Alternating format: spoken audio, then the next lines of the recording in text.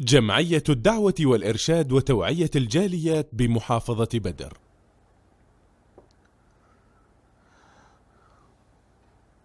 الحمد لله رب العالمين والصلاة والسلام على أشرف الأنبياء والمرسلين نبينا وحبيبنا محمد وعلى آلہ وصحبہ اجمعین اما بعد.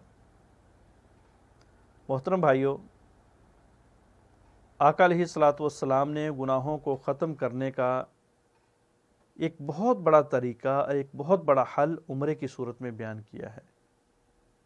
فرمایا العمرۃ الی العمرۃ کفارۃ لما بینہما، کہ ایک عمرے سے لے کے دوسرے عمرے کے درمیان چاہے برسوں کا فاصلہ کیوں نہ ہو، جب انسان دوسرا عمرہ کر لیتا ہے تو اس کے سارے پچھلے گناہ معاف کر دیے جاتے ہیں. اسی لیے پیغمبر علیہ الصلاۃ والسلام نے فرمایا تابعوا بین الحج والعمرہ، کہ لوگوں اگر زندگی سے فقیری ختم کرنا چاہتے ہو، غربت ختم کرنا چاہتے ہو اور اپنے گناہوں کو مٹانا چاہتے ہو تو لگاتار پے در پے حج اور عمرے کیا کرو. عمرہ ایک بہت بڑی عبادت ہے، حج بہت بڑی عبادت ہے. پیغمبر علیہ الصلاۃ والسلام نے فرمایا کہ ایسا شخص جو حج کرتا ہے مقبول ہو جاتا ہے، اللہ کے ہاں قبول ہو جاتا ہے. فرمایا لیس لہ جزاء الا الجنہ، وہ آدمی جنت کا مستحق ہو جاتا ہے اور ایسے ہو جاتا ہے جیسے اس کو اس کی ماں نے ابھی جنا ہے، گناہوں سے بالکل پاک اور صاف ہو جاتا ہے. اب سوال یہ ہے کہ جب ہم عمرہ کرنے آتے ہیں تو ہمیں عمرے میں کیا کرنا ہے؟ عمرے کے 4 ارکان ہیں. پہلا رکن میقات سے احرام پہن کے نیت کرنا ہے. اگرچہ یہ ایسا کام ہے جس کے بارے میں علماء کرام اس کو واجب بھی کہتے ہیں اور اس کو عمرے کی شرط بھی کہتے ہیں، یعنی اس کو ارکان میں سے نکالتے ہیں. لیکن جمہور کا موقف یہ ہے کہ میقات سے احرام پہن کے نیت کرنا یہ بھی عمرے کے ارکان میں سے ہے.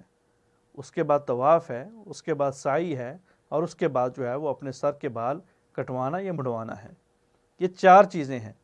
ان 4 چیزوں میں سے پہلا کام میقات سے عمرے کی نیت کرنا، اس کے بارے میں بہت زیادہ سوال آتے ہیں. اور ایک مین سوال یہ آتا ہے کہ ہم نے میقات کو بغیر احرام کے کراس کر لیا، مکہ پہنچ گئے. یا تو ہمیں کسی نے کہا، ہمیں یہ بتلایا کہ آپ آرام سے مکہ جاؤ، پہنچو، وہاں پہ جا کے آرام کرو، عمرہ بڑا مشکل کام ہے، اس کے لیے آپ کو سکون چاہیے، آرام چاہیے، جسم کے اندر جو ہے نا وہ ہوشیاری اور طاقت چاہیے، تو اس لیے آپ مکہ چلے جاؤ، اپنے ہوٹل میں جاؤ، کمرے میں جاؤ، جا کے آرام کرو، آرام کرنے کے بعد نہا دھو کے احرام پہن کے وہاں سے عمرہ کر لو.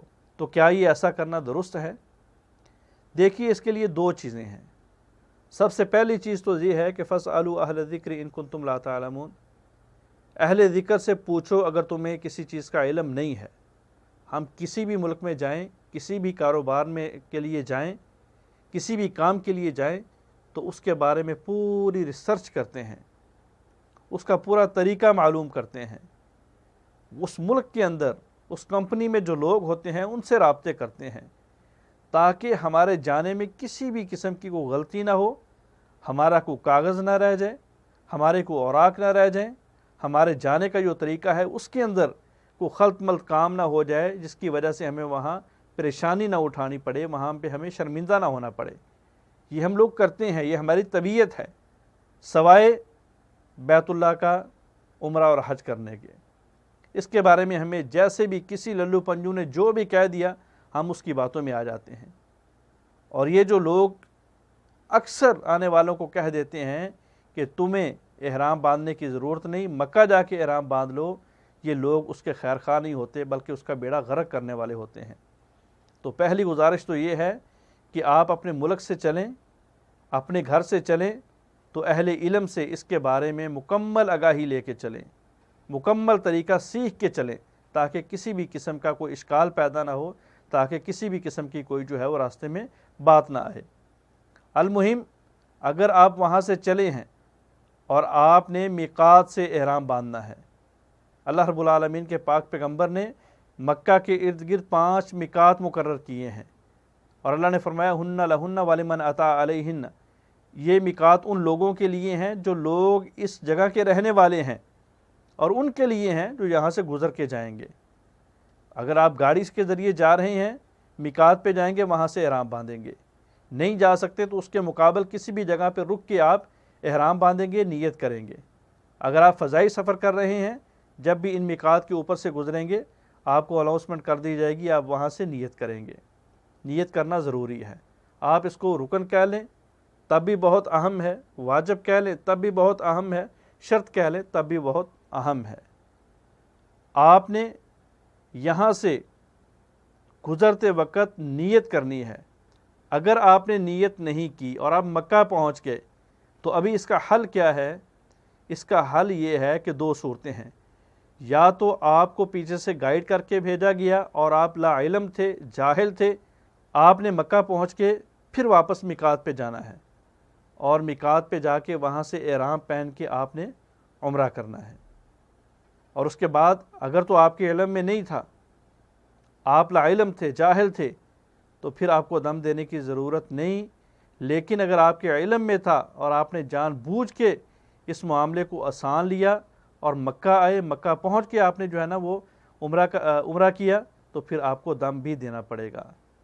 المہم کسی بھی صورت میں میقات کو کراس کر کے آنے والا مکہ پہنچ کے احرام نہیں پہن سکتا، حتیٰ کہ وہ کسی دوسرے میقات پہ جائے گا جو قریب ترین ہوگا، وہاں سے احرام پہن کے نیت کر کے آئے گا اور آ کر کے جو ہے وہ عمرہ کرے گا۔